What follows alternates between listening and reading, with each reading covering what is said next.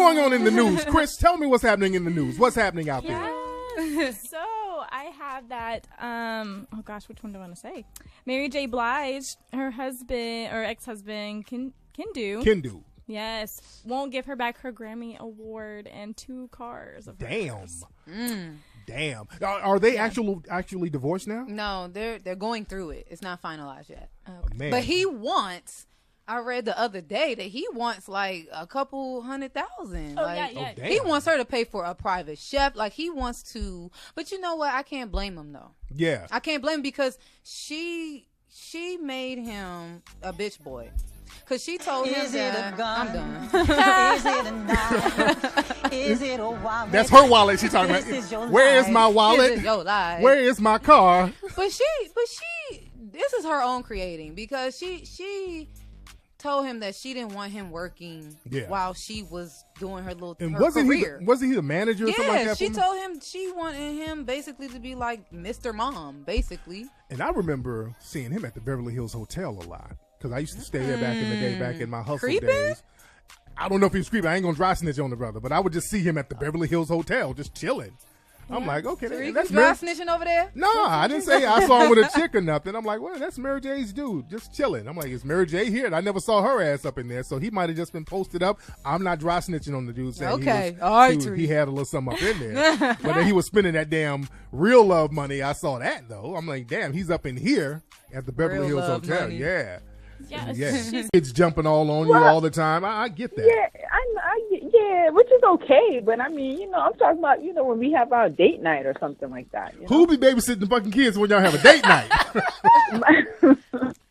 His mother, my mother-in-law. Oh, okay. See if she can come babysit my kids so I can go to the damn movies. I'll babysit Tariq. Her. I know. Sarah. Hell no. You know Sarah can't come to my house. What? You just might. I don't trust Sarah. I don't trust Sarah as far as I can throw a stick at her ass. Oh, nigga, whatever. Come on.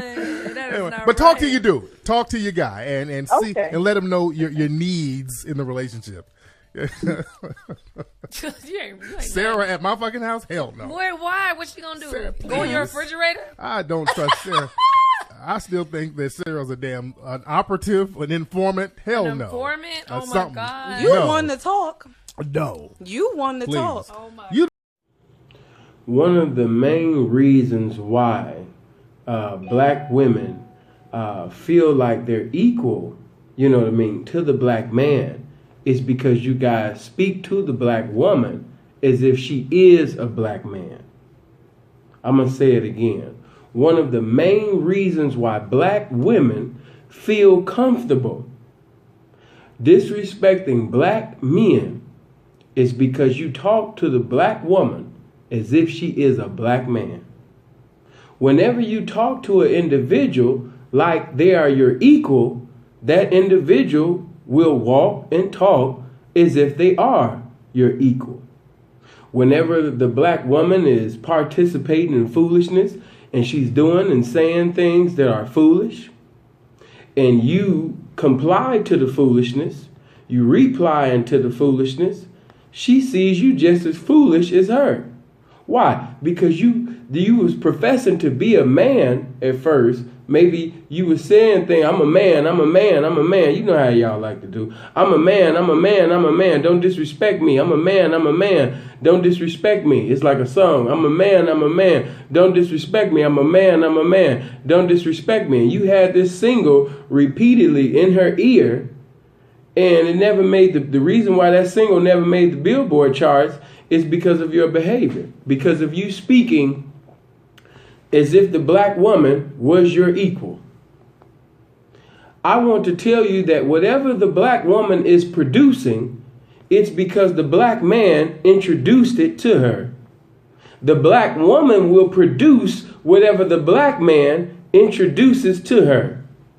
When you see a black woman conveying foolishness, ignorance, being brutish, being belligerent, not doing anything that would say that she's intelligent. This is because the black man, this is what he's introduced to her. So, and this even goes beyond just, the brothers that profess to be conscious. I like to call them subconscious brothers, but, when you see a black woman conveying foolishness, ignorance, being belligerent, not doing anything that, would say that she's intelligent. This is because the black man, this is what he's introduced to her. So, and this even goes beyond just, the brothers that profess to be conscious. I like to call them subconscious brothers, but, in a relationship, when you are speaking to the black woman, you don't have to be in the conscious move. You don't even have to be religious. But when you are dealing with the black woman, another main reason why a lot of you so-called black men, black males professing to be black men are being disrespected. Not only are you speaking to the black woman as if she's your equal, but another reason why, just like you just heard with Tyreek, with Sarah, is because you're gossiping with the black woman. You're gossiping. You got the nerve to sit up there and disrespect the black woman and call her a bitch, but your behavior, your conversation, your speech, everything is just like a bitch. 1 Corinthians 6 and 9, when Paul was going through 9 and through verse 10, he was telling you that things that if you're in, you're not going to inherit the kingdom of God. And one of them things was effeminate. A lot of you brothers have a feminine spirit. You know what I mean? You didn't have a dominant male in your life, a dominant man in your life, exemplifying what a man was supposed to be. So you're around your mother, you're around your sisters, some of you around your aunties, some of you were raised in church. So all you know is your basically the sisters at church. Some of you even had women for pastors. Oh my God. Some of you had women, leading you pretty much all your life. So I understand. I have an outstanding understanding why you do the things that you do. But I'm telling you that the black woman will not respect you as a black man when you carry yourself like a black female. When you carry yourself like a woman, the black woman is going to treat you like a black woman. The black woman is strong. The black woman is bold. The black woman is confident. The black woman is, the definition of strength.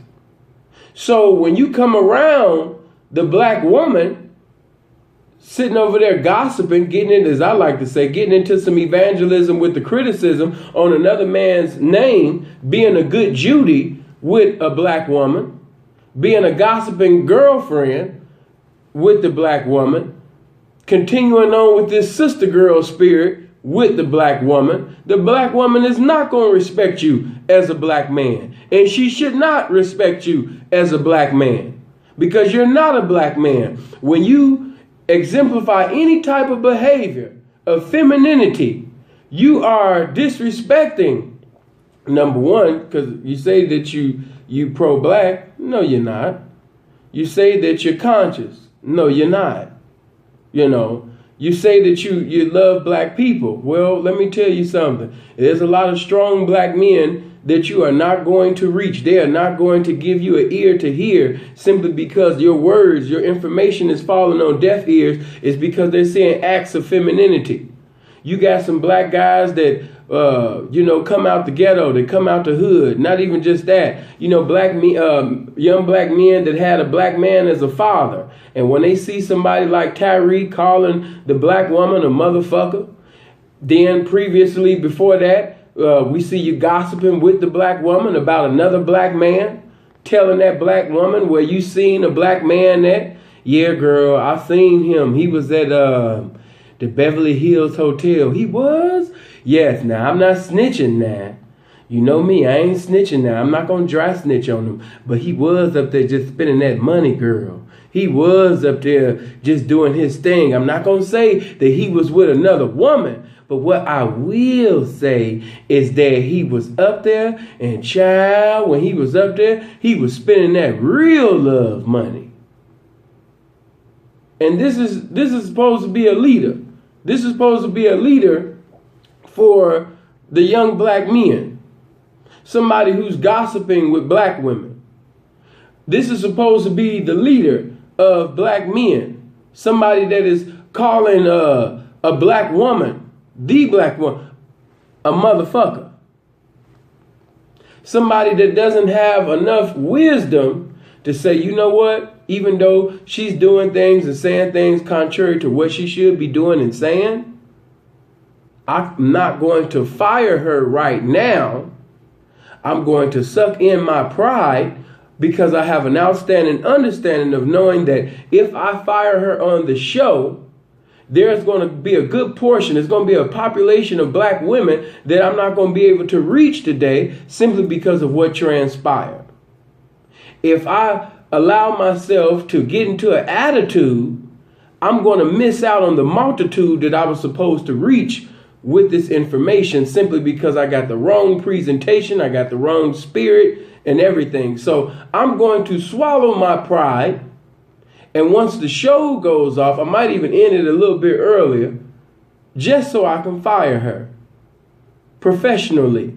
I'm going to mentally respond instead of emotionally react. Because if I emotionally react with the black woman, I make myself equal to the black woman. You can't say that you're superior to the black woman. You cannot say that you are a leader of the black woman and you are exemplifying the same behavior as the black woman. You can't do that. You want her to see you like you're way up here. But when you get into a confrontation, the words that you're saying within the conversation shows that you're way down here with her. As I like to say, whatever you exemplify to the black woman, that's what the black woman is going to glorify. Because that's just the way that she is. Whatever you have going on, the black woman will take it and she'll make it greater. That's what she's been here for. She's been here to produce. She's here to help you produce. She's not here to be your enemy. But when you display behavior of the enemy around the black woman, she can conform to that behavior simply because you're supposed to be the leader. When the black woman is throwing tantrums and, you know what I mean? I'm not saying that the black woman is perfect, and I'm definitely not saying that the black woman is God. I'll definitely talk about that in another video. But what I will say is that the black woman will conform and perform whatever behavior that the black man is informing her about. And you guys have informed the black woman of ignorance. You've taught the black woman how to be angry. You taught the black woman how to get in your feelings and not preside over your feelings wisely and correctly. That's what you taught the black woman. You have humiliated, you've disrespected, you degenerated the black woman. That's what you have done. So when you come with this, well, you know what I mean? She got to respect me as a man. When you going to start behaving as a man? Because a lot of y'all got that going on. Even some of you so-called pimps. You gossiping with your so-called women or a woman that you're endeavoring to have about another man. You speaking to this woman about another man. A gossiping spirit. Got a Wendy Williams show for the hoe. You know what I mean? Sitting over there, I'm speaking you guys, I'm speaking the vernacular of pimping and whoring. You want women in the lifestyle to see you up here, but your behavior is equivalent to the women that you're endeavoring to reach or endeavoring to knock. The women that walk on the track, the women in the casino and strip club, they sit up there and talk about the lives of men and women. But if you're a black man or if you're just a man, period, you're supposed to be the definition of important. So the moment that you have a conversation about other representations in the game or just other men, period, you minimize yourself. You showing yourself that you're not important. Because you supposed to be number one, but you speaking about 2, 3, 4, and 5. So evidently you're not that important. You thought that man was important enough to speak about to another woman. See, that was one of my problems with Dr. Umar Johnson when he was speaking about General Seti. General Seti said some things, did some things that I don't agree with. But at the same time, Dr. Umar Johnson messed up when he said he's talked to the sisters. He's talked to women. And he's had multiple conversations with multiple women about General Seti. Did you think that was masculine? having private conversations about another black man with different black women. See, a lot of you want to be this, you want to portray yourself to be this Marcus Garvey type. You want to be this strong black man, but you act like a weak black woman. When it all come down to it, you know how to convey knowledge. You've memorized some knowledge. You've read some information from different books, and you can convey it well. You can speak well. Some of you are eloquent speakers. You know, you like Brother Polite. You've done some diligent study pertaining to this and that. But when somebody began to study you, when somebody begins to observe your behavior, they see your frailties, they see your insecurities, they see your iniquities, and you keep getting into a continuity of exemplifying femininity among young black males. How are you supposed to be respected as this black man that you proclaim to be? Not so. So logically, I understand why I'm not giving justification or a license for the black woman to disrespect the black man. By all means, black woman, you're not here. You haven't been put here to destroy the black man. That's not why you're here. That's not your ministry. That's not your calling to make statuses and put pictures up and be in agreement with the enemy, disrespecting the black man. Even when the black man is not carrying himself, behaving himself like the black man, it is still your duty as a black woman to do what's vital to your title as a black woman, to be the embodiment of class at all times. And when the black man is wrong, when the black man says something or does something that is wrong, you got to remember, like I always say, everything got to be what? Presentable before it's acceptable. That means that when the black man does something contrary to what he's supposed to be doing, and you know that he's wrong, you still got to come in the spirit of wisdom to say what's right. You just can't come to the black man any kind of way. Because are you looking for insults or are you looking for positive results? Which one you looking for? Now, if you come in the spirit of wisdom, because I always remember, a soft word turn away wrath. A soft answer turn away wrath. So if you come in the right attitude, you can reach a multitude of men. But when you come like a man, even when he's not behaving like a man, he still has the strength of a black man physically, even though he is not displaying the behavior of a black man verbally, mentally. You know what I mean? Because before a man conveys something out of his mouth, 9 out of 10, it was premeditated. So he's mentally and verbally out of bounds. And you know that this man is out of bounds.